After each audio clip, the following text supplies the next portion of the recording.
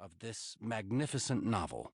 Wolves, courageous and ferocious, loyal to the pack, and respectful of their environment, are posited as an antidote for what ails Chinese society. A society the quasi-autobiographical protagonist compares to the sheep he tends and which he must protect against the clever, almost supernaturally shrewd wolves he so admires. The symbiotic relationship between the herdsman and the wolves, participants in a delicate ecological balancing act of keeping at bay the Gobi to the west and the Han Chinese to the south, is threatened by encroachments by both. Wolf Totem, which sold in the millions in China in both authorized and pirated editions, ushered in heated debates on the Chinese character. It is a work that compellingly blends the passion of a novelist who lived the story he tells and the intelligent ethnological observations of a sympathetic outsider. In 1979, when Chinese society was trying to rid itself of the effects of the Cultural Revolution, Jiang Rong was admitted into the Chinese Academy of Social Sciences as a graduate student.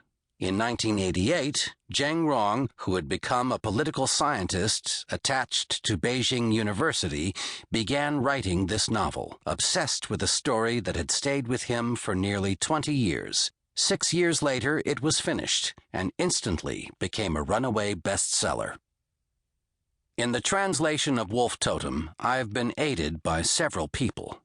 First and foremost, the author and his wife graciously and enthusiastically responded to all my inquiries concerning both textual and cultural matters. Mongolian spellings were supplied by Chen, a graduate student in English at the Inner Mongolia University. At Penguin, both the novel and the translator were aided by Joe Lusby in Beijing and Liza Darnton in New York, and most significantly, by the skillful and imaginative editing of Bina Kamlani. Sandy Dykstra was instrumental in getting the project started. Finally, Sylvia Lynn read and commented on the entire translation, as she always does. To all, my heartfelt thanks. Chapter 1. As Chen Zhen looked through the telescope from his hiding place in the snow cave, he saw the steely gaze of a Mongolian grassland wolf. The fine hairs on his body rose up like porcupine quills, virtually pulling his shirt away from his skin. Old Man Bilge was there beside him.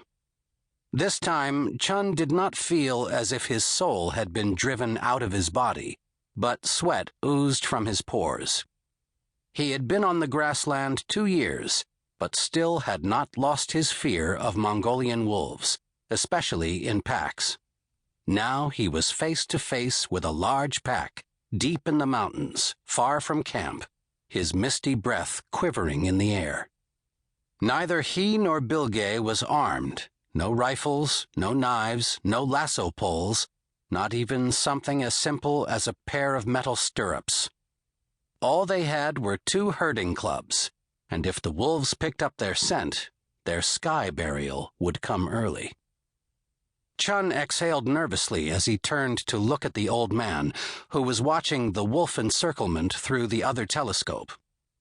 "You're going to need more courage than that," Bilge said softly. "You're like a sheep. A fear of wolves is in your Chinese bones. That's the only explanation for why you people have never won a fight out here." Getting no response, he leaned over and whispered, "Get a grip on yourself. If they spot any movement from us, we'll be in real trouble." Chen nodded and scooped up a handful of snow, which he squeezed into a ball of ice. The herd of Mongolian gazelles was grazing on a nearby slope, unaware of the wolf pack, which was tightening the noose, drawing closer to the men's snow cave. Not daring to move, Chen felt frozen in place, like an ice sculpture. This was Chen's second encounter with a wolf pack since coming to the grassland. A palpitating fear from his first encounter coursed through his veins.